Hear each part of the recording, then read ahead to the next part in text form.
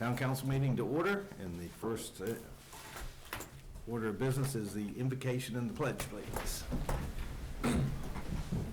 Let us pray. We gather today together here with the intent on doing good work. We seek to represent fairly and well those who have given us this task. May our efforts be blessed with insight, guided by understanding and wisdom. We seek to serve with respect for all. May our personal faiths give us strength to act honestly and well in all matters before us. Amen. Amen. And Terry, you want to lead us in the pledge? I pledge allegiance to the flag of the United States of America and to the republic for which it stands, one nation, under God, indivisible, with liberty and justice for all.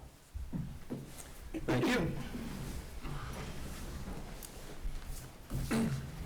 Everyone should have received a copy of last month's minutes. Any comments, questions, corrections? I move to approve the December 9th, 2019 minutes as presented. I'll second. Motion and a second. Further discussion? Hearing none. All in favor? Aye. Opposed? Thank you very much. And Rebecca, Treasurer's report, please. So in your packet, I did provide financial information ending December 31st. During the month, I did not need to transfer any money to or from the local government investment pool. Your budget report is there, so we are 50% through the budget year. There are a few budget amendments that I know will come in the future. Line item for the facade grant revenue. We're starting to see some of the expenses showing on the expense side. So I'll prepare that at some point in the future.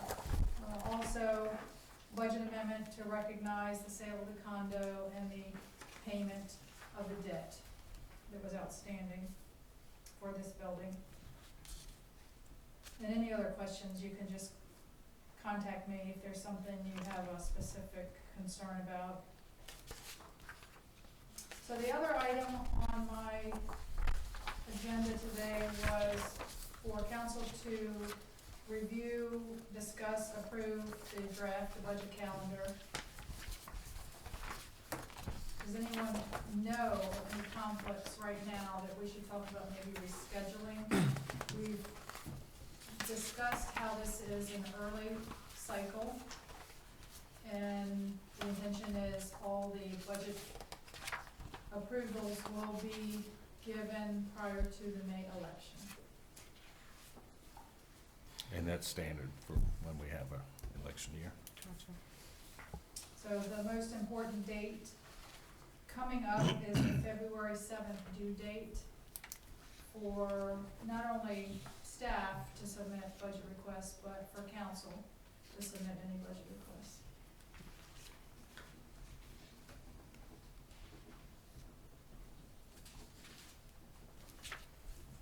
Any questions for Rebecca? I don't think so. I don't really, looks good to me. Okay. So what I'll do at this point is submit that as an approved schedule, and then all staff members will get that in addition to council. I'm assuming the budget work session on the 17th, probably 4 p.m. most likely. Yeah, there's a note at the bottom that says Oh, work sessions okay, are I'm scheduled sorry. for 4 Oh, yeah, there it I is. didn't see it, I'm sorry. Okay. So I'll update you on a few ongoing tasks. The tax sale process that we coordinate with the county treasurer is close to its first step. So we only have 2 accounts at this point. I'm working with one taxpayer right now to try to get that resolved. So hopefully by the tax sale date, all of the Leonardtown accounts will be paid. Have we ever had any? We have. Just like a handful, nothing crazy. I think at most 3 or 4 were advertised, and maybe only 1 was ever sold. Okay. So here by the end of January, I should get the report from the assessment office about new construction that was added to the tax rolls. So I'll be preparing those tax bills usually the first part of February. I can tell you last year, it was about $7.5 million added for half-year new construction. And it ranges between 5 and 7.5 or 8. So that'll generate another $4,500 to your report for property tax revenue. And this is the time of year that the legislature introduces bills and they ask for local input. So they ask local governments for fiscal information that will help them to decide what the local impact would be from a financial standpoint. So last year I responded to 27 of those fiscal notes. It usually runs between 20 and 30 during any legislative session. And another thing I'm working on is having the current trash contractor provide some type of centralized glass recycling option for residents. And they just communicated with me last week. Internally here, we need to talk about maybe some locations. They have provided the cost, have no idea ultimately how much it would be used.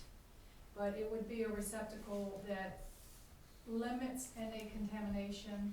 It would have specific openings for glass containers, so we shouldn't get much contamination.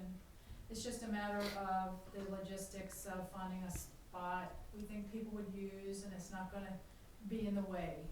So I'll update you more in the February council meeting. That'd be great, yeah. That's it. Okay. Anything else for Rebecca?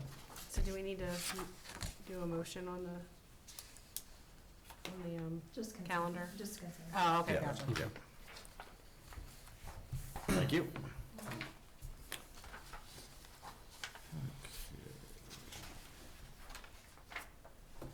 And do you have anything for planning?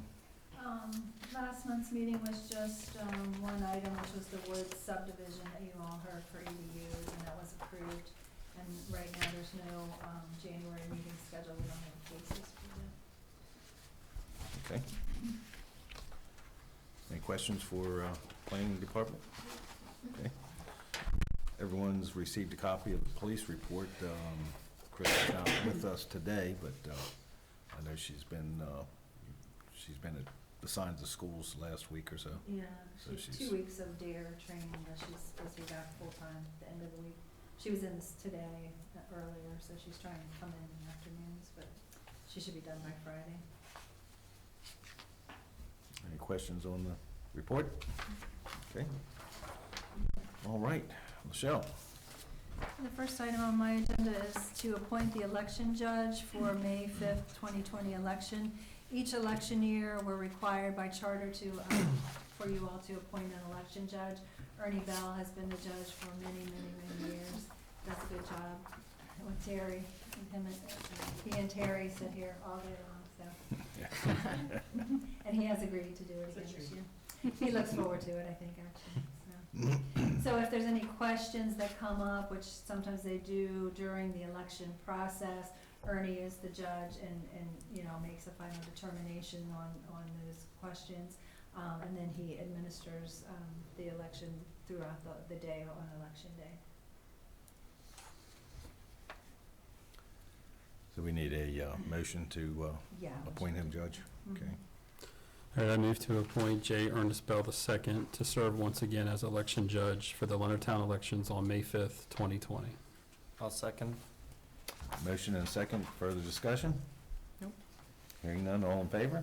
Aye. Opposed? I'm gonna recuse myself because we're kind of related, just, Oh, okay, don't, yeah, sure. thank you. Yes, ma'am. Okay. Cousin. Okay, the last item is the GHD task order number 20 for the water tower design. Following the water and sewer capacity management plan by GHD last year, and in preparation for the FY20 budget, the first priority was for in the capital budget was decided to be a new water tower, approximately 800,000 gallons. The tower is budgeted to be constructed during FY '20 through FY '22. So the first step is to get the tower engineered. So this task order is for that, moves forward the engineering and design and construction management. It is within what we had budgeted. It's actually below what we had budgeted in the capital budget. So the amount is $225,000, including bidding services. Rebecca, you have any questions on that? Or- No. Okay.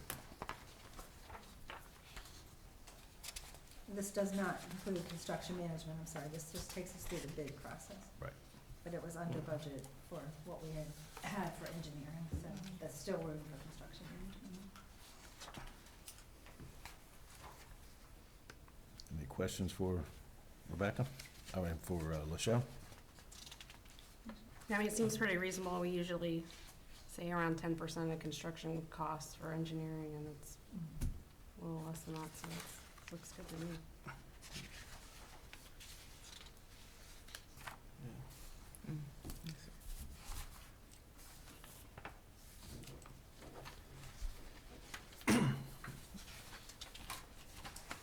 Anyone, any other questions? Okay to make a motion? So, What was the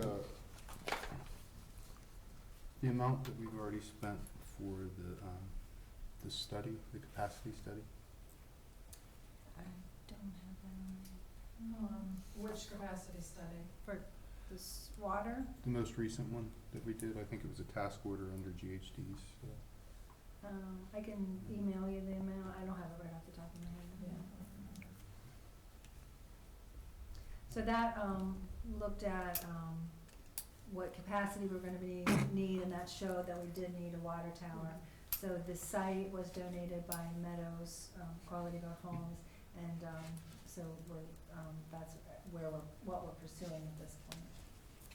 You crossed a couple fiscal years, so I just can't remember what the number was. But that study that we ordered was supposed to, I guess, analyze our current water and sewer systems Capacity, and capacity needs for the future. yes. I think it was probably sometime last year when we approved that. Yes, I think Jeff came and, or Jason came and did a presentation like in February, March timeframe maybe. Actually, I think Before we move forward with actually spending money on design, I was wondering if there was any data that came out of that for any type of alternative water treatment or water sources, whether surface water or desalinization or reservoirs or we looked other at, options besides just a tank. blending and the two towers that were, blending was for the well study. So there's still the well portion, so what came out of that study, which we've used for doing our FY '20 budget, was the water tower first, and, how big that tower needed to be, then the well, and then the expansion of the wastewater treatment plant, so that's how we budgeted it at that time. We haven't looked at any other alternative sources of water besides another well and a tank. Just like I said, the blending option for the two wells that we already have, they're looking at that versus drilling a new well. But for the water storage, no, there wasn't another option. It would either be a ground storage tank or an elevated Yeah, storage this tank. is just for the tower, It's not gotta the be a storage tank of Right. some type. This is just for the holding, Yeah, not for. not for the well, water source. Right, and this was, you all approved this previously. So this is just moving forward with the task order to design it. Yeah, I guess my question is, as part of any other type of design or study for capacity, could we look at reservoirs, surface water, desalinization? So land is a big issue. We did an extensive study back, I don't know what year it was, 2013 or something, just looking for land application of the treated water. and the cost was just so much, so, I'm not sure, in this area, reservoirs, I mean. I was gonna say, we don't have a All reservoir, the so, water around here comes out of the ground. Yeah. But that would be the well, so we're not proceeding with the well this time, that's the second. The first thing is the water tower, so But- that would be your water source. The total amount that we're budgeting, based on the study that we had, is around $3 million for expanding our water capacity. That's Just for the storage. the storage, the water tower. Does that include the tank Yes. and the well? No. no, Mm-mm. not It's the just well, the this tank. is, this is The just the storage tank itself. Not, coming up with other sources of water. So the well will be the Nope. next capital project that we do, but in this first couple years, we said that water tower was the highest priority, and so that's the only thing we're doing. And we need this tank for not just capacity, but for fire suppression, et cetera. So one of the things that we will be pursuing, we are gonna have a workshop in February, a separate workshop, to talk about the updating of the water sewer master plan that will look at fire flow and updating from 2002 master plan that we did, and also proceeding with the expansion of the wastewater treatment plant. So we need to have a more detailed conversation on those two items, but the water tower is a given, we know we need to have that, and that was the first thing that we budgeted for. I'm not as versed as Christy. How many water towers we have now, two? Correct. And we're adding a third one, or are we replacing one? We tore down Church Street, Okay, so we still have Tudor Hall and we have Greenbrier, okay. and so this will be our third And tower. so we had three, Yes. and now we're going Church for- Street was a small one, and it was like in 1920s, so we made the determination at the time that instead of doing the repairs to it, but for capacity, we know we need a new tower, and we had Quality Bill donate the well and water tower site. makes sense. Thank you. So basically, to answer your question, yes, later, when we start looking at the wells, where we get the water from, that's when we look at other areas of getting the water from. But this is simply to hold the water no matter where we get it from. We have to be able to supply a certain amount of water if the wells go down or whatever. And I'm sure that was looked at by GHD, and I'm pretty sure it's in the report, but, I just Yeah. wasn't expecting that question today. If our current pressure and fire suppression is sufficient from the towers that we have, I would think that before we spent It's not, a lot it's of, not, and because a lot of money, to we might meet look at our- other sources. Well, to meet our permit for our water permit, we have, and to have any growth at all whatsoever, we have to build another tower. And that is funded from the impact fees that we collect in preparation for that. So, yeah, this is for all, what's paying for this is new hookups, not current residents. And it's we have to be able to show that we have the capacity before any projects can move forward, and that we can serve the customers. And this is for what we've already got, the already approved subdivisions. And this feeds directly into like the fire hydrants too? Correct. Yeah, Right, that's why I say we need it for the fire suppression. yeah, Yeah. I see. Yeah, it's towers and like storage tanks are really for, say, everyone turns their water on all at one time. The wells can't keep up with all that Mhm. demand, so there's that much water capacity available to Yeah. keep things, Right. going. So this would be for like future demand. Not necessarily, we don't need it like right today, but in But the it takes future, a when while. all these houses Right. come online. Well, and if there was a fire, I'd sure hate to say that we didn't have enough water. Mm-hmm. I think that's Well, important. in order to keep our permit to serve the customers we have as well, we have to Right. make sure we meet the Mhm. criteria. Is there any way that they can use a design of one of our existing tanks as opposed to a new design? It seems like to me They're usually They're- very Yeah. site-specific, And based plus- on the plus they're ground old, and so the tower height. the new Like technology. in the 90s, I think. Well, I think the technology and the construction of towers now has gone to a composite, and we don't have a composite tower in our system. Right. From a cost standpoint, trying to replicate the Greenbrier Tower is gonna be far more expensive than building a new design composite tower, which is a concrete cylinder with a steel tank on top of it.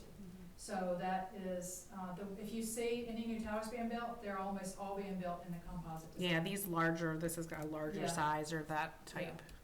And And that's what Metcalfe's Rebecca doing. did a significant amount of research leading up to as we were working on the water sewer master plan on the types of towers, and, I mean, she was very well versed to talk to the engineers about it and see what the best recommendation was. What's the capacity at Greenbrier again? That's 500,000. Okay. So yeah, this is a significantly larger Right. tower. The one by Hickory Hills, the old one that we're getting ready to replace is 1 million, I believe, if I remember. No, that one's 500,000, sorry. So it's bigger than that. Yeah, this is significant. Yeah, it's a big one. That's a big water tower, because Mhm. that one at Hickory Hills is big. The Yeah. new one is 2. Wow, It's okay. huge. It's handy having you around, Christy. I got water and sewer. The existing one behind Hickory Hills is 500. The new one that we're putting up now is going to be 2 million. Just for size reference. And you've already said that this kind of falls in line with the, Yeah, it looks Yeah. very reasonable to me. Right. okay. Any other questions?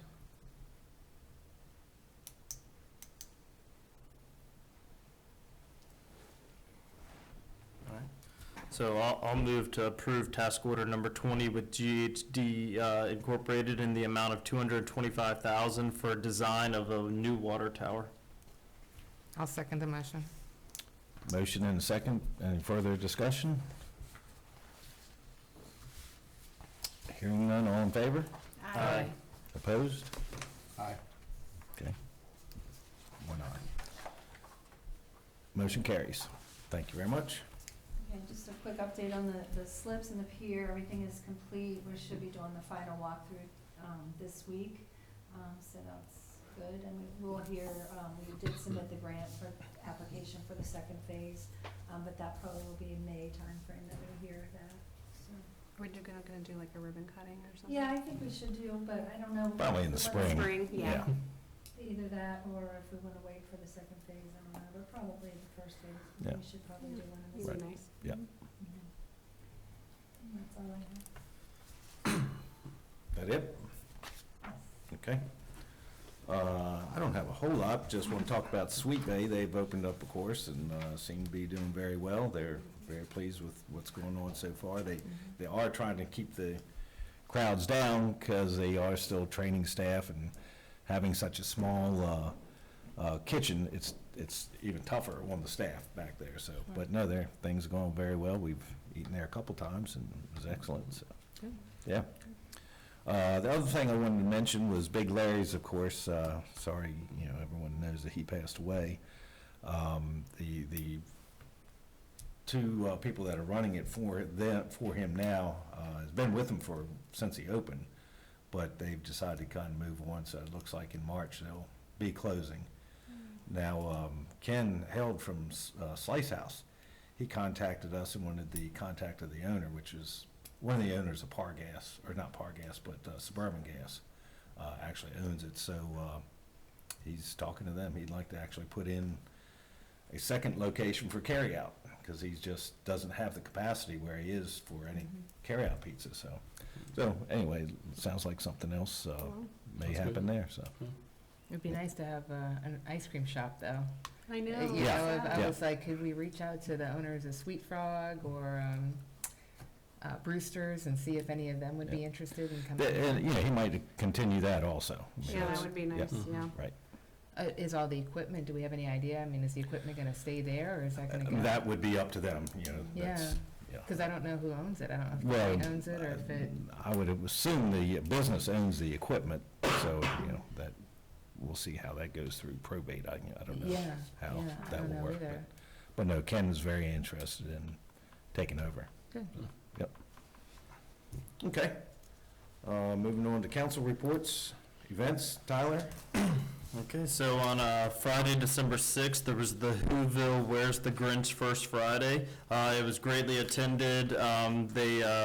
Participants and children and families were able to chase the Grinch, and Cindy Lou, who through town, and activities include craft time, games, story time, and hot cocoa and cookie time at the Social Coffee House. There was the second annual meet and greet with Santa on Tuesday, December 17th, and Saturday, December 21st. Both events filled up quickly. It was well attended. Families with loved ones with disabilities and families who were celebrating a baby's first Christmas were able to meet with Santa in a private setting. And special thanks goes out to South Point Church and the town staff, Laschelle, Beth, Donna, and Rebecca, for generously donating decorations to help turn the meeting space into a magical holiday. Santa and Mrs. Claus on the Square took place Saturday, December 21st. There was a steady flow of visitors that came out for this popular event. The event was held inside Leonardtown Chevrolet Buick and GMC showroom to allow for the attendees to meet with Santa and his wife out of the cold. Additionally, on Monday, December 23rd, there was a private ceremony that was held in honor of Mr. Stanley Buckler. Mr. Buckler was a local resident, or is a local resident, who was a World War II veteran who participated in the Allied invasion of Normandy.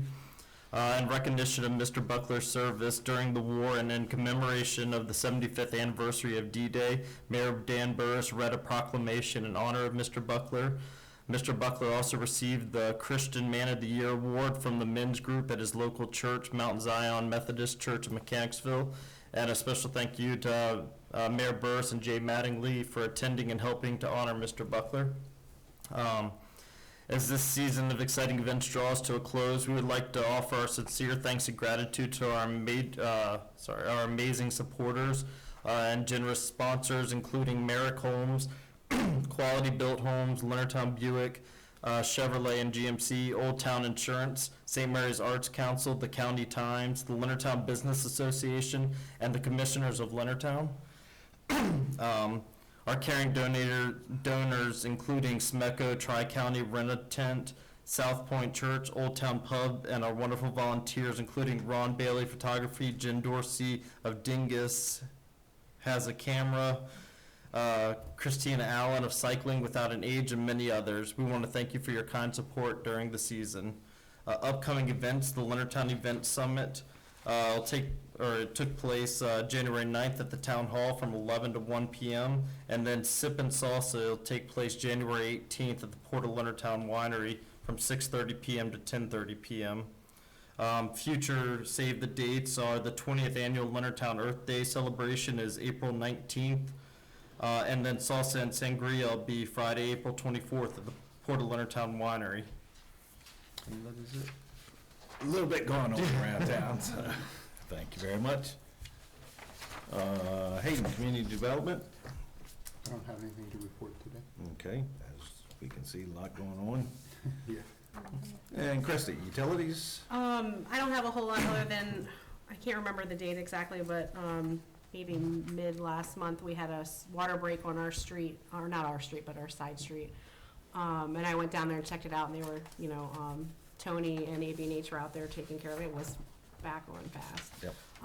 But what brings up the kind of bigger, I don't want to say issue, but thing we need to start thinking about, I think, is putting money into the budget for replacement of water lines and sewer mains and old stuff. I know we probably have some. I was gonna say, we do that on a regular Yeah, basis. because but we have an yeah. aging system, so. Yeah. And we kind of look at when they're going through the budgeting, doing several projects a year, and Yeah. try to, the worst of them. Yep. That's it. Okay, thank you. Jay, Southern Maryland Municipal Association. Mayor Burris, thank you. So unfortunately, I was going to go to opening day in Annapolis, but I kind of came down with the stomach flu. So it took me down for like 2 days, so I am a lot better now. So I know it's been going around. I did attend the Leonardtown Volunteer Fire Department banquet that was on January 4th. That was very well attended. So again, congratulations to all the new line officers for 2020. January 18th, I'm going to attend the Leonardtown Volunteer Rescue Squad banquet. I'm not sure if everyone's going or who plans on going. I'll be there. And then our next MML Board of Directors meeting is January 25th in Annapolis. So that's coming up in another 2 Okay. weeks. And that's all I have. Thank you. Very good. Thank you. Mary, Business Development and Retention.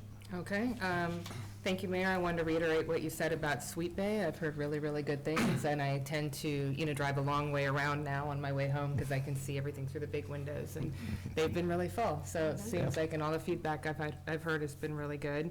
And, we already talked about Big Larry's. Of course, the Slice House has started doing bagels, which is, they were awesome on They are Christmas really Eve. good. Yeah, we went up and got our bagels, and now my daughter won't eat any that come in the sleeve because, Mom, they're not the Slice House, which is awesome and could be expensive after a while. But I'm glad they're doing really well with that. I enjoyed the nice weather over the weekend and went down to the Leonardtown Wharf both days, walked down with my dog and saw lots of people out there and lots of Good. people with dogs. So we all know what I'm going to put in my budget request for this term again, because, it was great for all of us to be down there, but it'd be nice if some of the dogs could go and play. And then Christy was flexing her muscles, so I'm going to flex mine a little bit on the tax side. We had the new Maryland book come out, and if you look under local tax rate changes, St. Mary's County tax rate increased 0.17% for 2020, and that's going to give us, obviously, an increase in revenue, too. So just something for us to be aware of in the upcoming budget, that we are going to see more money coming in. And that's all I have. Okay. Thank you very much. Actually, we've got Gretchen Hardman from the Governor's Office with us today. Thanks for coming. And anything you want to add? Session just starting last week is a little crazy, I'm sure. Yeah, trying to stay out of Annapolis. Couple things. The governor announced 2020 is the year of the woman, and it's in honor of the 100th anniversary of the ratification of the 19th Amendment, which the exact date is August 18th, 2020. But, under Commerce, tourism is handling the Year of the Woman activities. So if you go to Visit Maryland /woman or women, they'll have a list of events around Maryland, and they'll talk about women leaders in Maryland, and then also there'll be a place on that website, apparently, I haven't been on there yet, but where anybody can upload events or talk about women in their area. So anyway, and I know St. Mary's County is going to do. I was going to say at the LBA meeting the other day, they were talking about local events for honoring that, so, yeah, They're keep gonna do a an eye on that. Meeting for women in business. Right. And then also, of course, cracking the whip on making sure that everybody fills out the census. Census, right. So that's a big thing, that's always, and then tomorrow the governor's gonna release the budget. Okay, good. Right. Any questions for Gretchen? Thanks for joining us this evening. I had one other little thing. Okay. Just mark your calendar for February 14th. It's going to be the State of the Town breakfast at the college. It usually starts at 7:30 Yes. to 9. But it's really a well-attended, very positive event. So if you can make it at all, that would be great. Yeah, it is nice. Well, and actually, I got an invitation to the State of the State address the other day, so yeah, be attending that, so, thank you. Anything else? Yeah. I'd entertain a motion to adjourn. I move to adjourn. Second. Second. All in favor? Aye. Motion carries. Thank you very much. And if anybody has any questions, I will be around for a while.